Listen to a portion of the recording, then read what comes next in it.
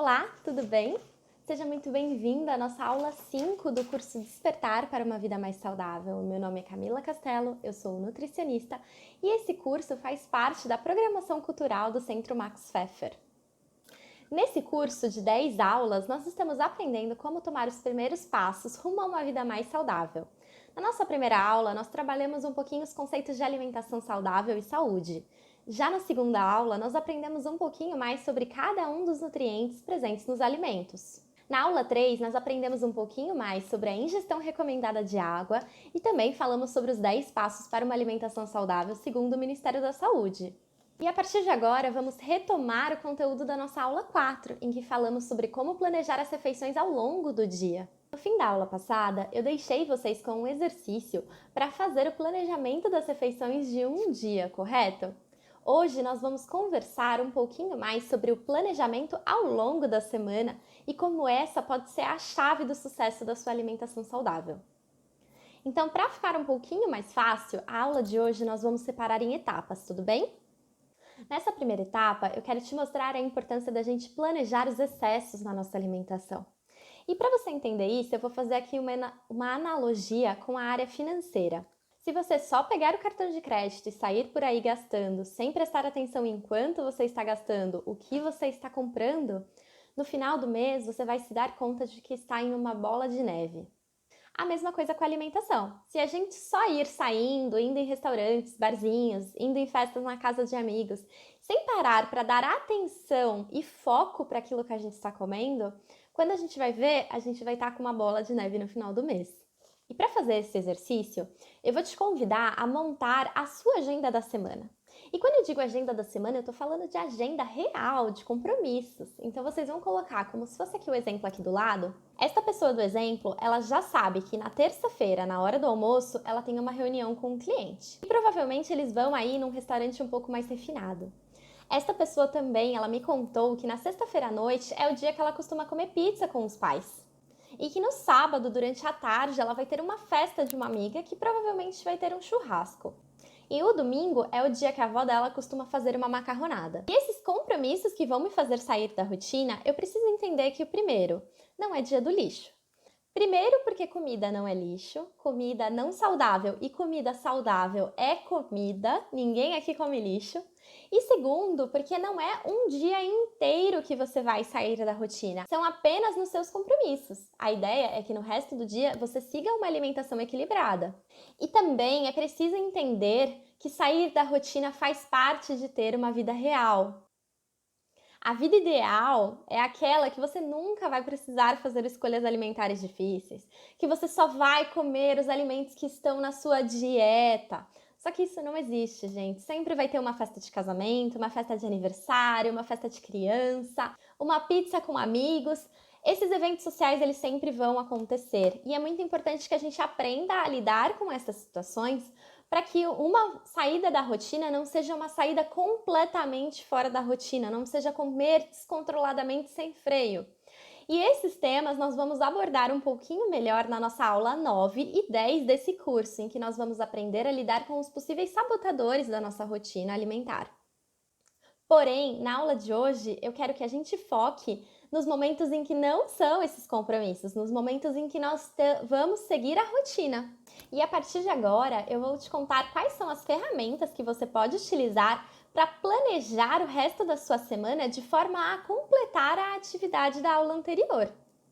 Começando a planejar a nossa rotina, a primeira coisa que você deve fazer é ter domínio do que você já tem em casa, tanto no armário quanto na geladeira e no freezer. Para isso, eu te aconselho a começar arrumando a sua despensa de alimentos.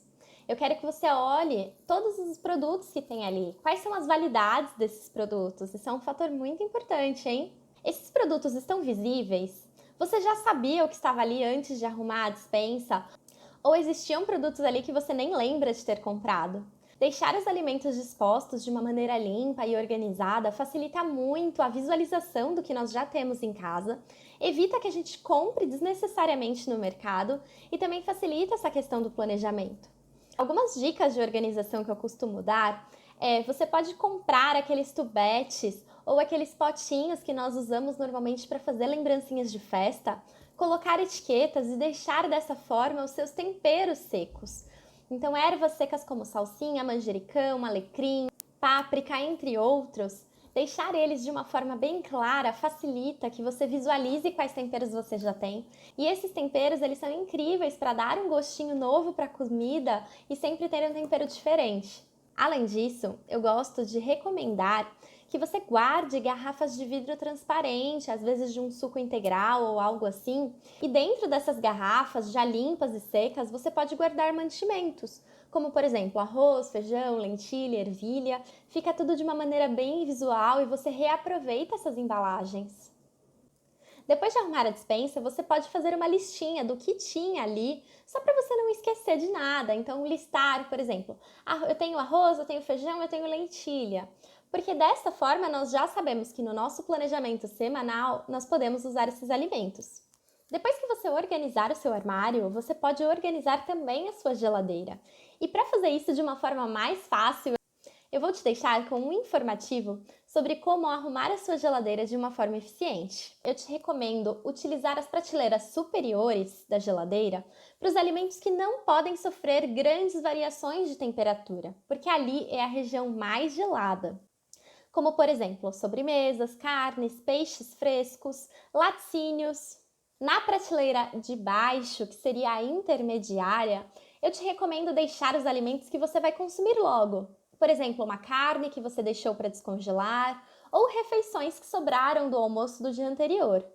Na prateleira inferior, aquela que é logo antes da gaveta, você pode deixar algumas frutas que aguentam um pouco mais a temperatura fria, melancia, o melão ou o abacaxi.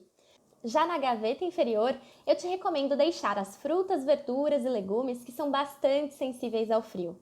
Uma dica para elas durarem um pouquinho mais é colocá-las em saquinhos limpos e fazer pequenos furos nesses saquinhos para elas conseguirem respirar um pouquinho.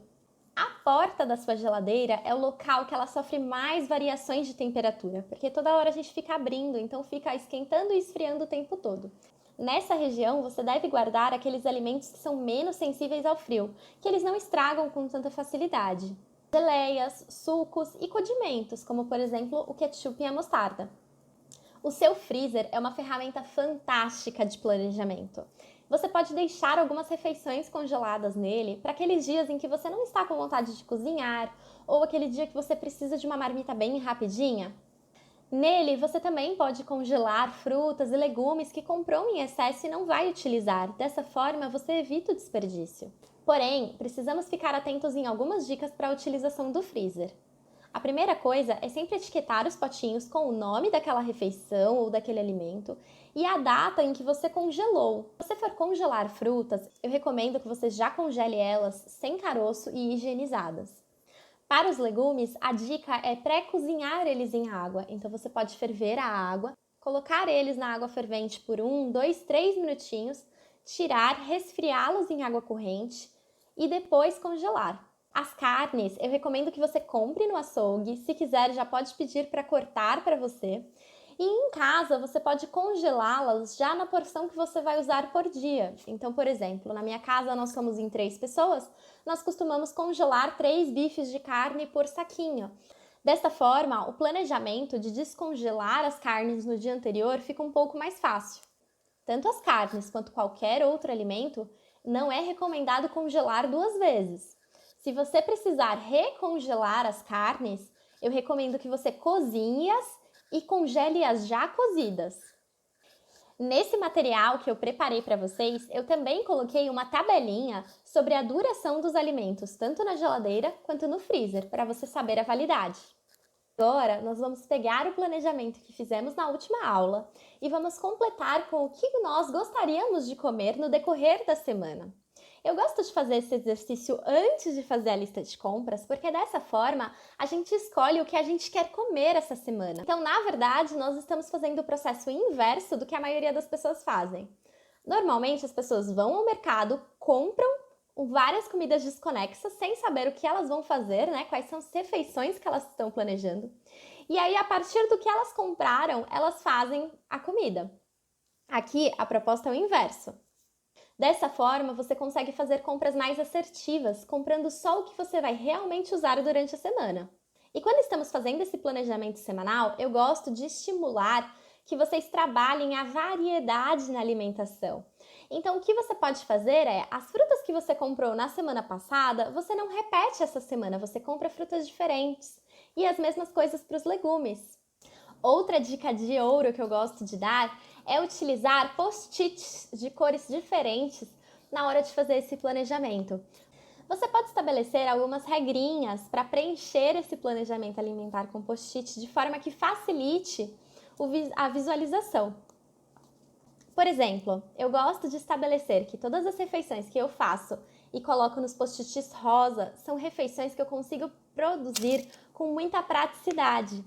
Enquanto as refeições que eu coloco no post-it verde são as refeições que me demandam mais tempo de preparo. E as do dia a dia são amarelas para mim. E o motivo que eu gosto de utilizar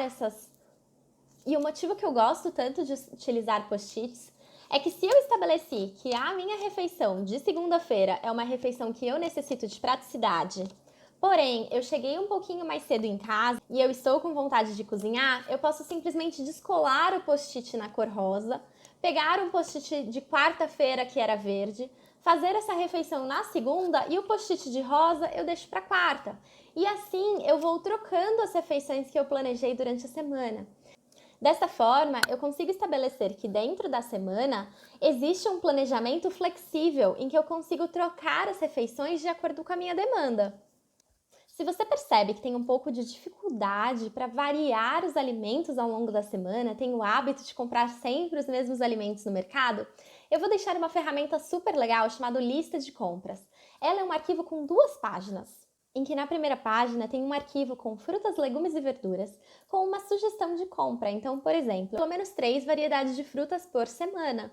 E na lateral desses vegetais, vocês vão perceber alguns símbolos. Esses símbolos são as estações do ano.